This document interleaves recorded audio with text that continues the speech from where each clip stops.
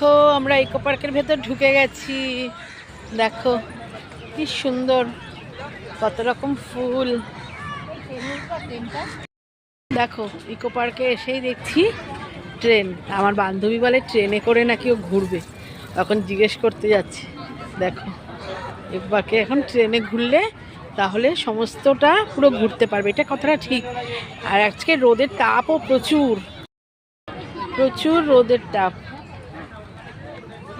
ঠান্ডা তো দূরের কথা, রোদের তাপ জিজ্ঞেস করো। দেখো কি ভালো লাগছে, এইরকমই তো ভালো লাগে। আর ওই সোয়েটার ফোয়েটার গায়ে দিয়ে কি আর ভালো লাগে।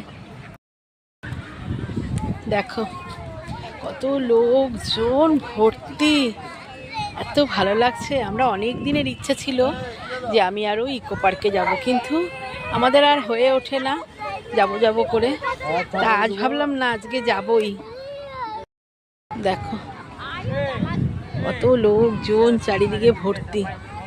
এই যে ওয়েদারটাও দেখা যায়, আজকে রোদও সেরকম, ঠান্ডাও নেই, কারণ সামনে ঝিলটা, তো ঝিলটায় কিন্তু আমার প্রচুর ঠান্ডা লাগে। খুব ঠান্ডা হাওয়া দেয় যখন, খুব ভালো দিনেই এসেছি যাতে হাওয়া না দেয়।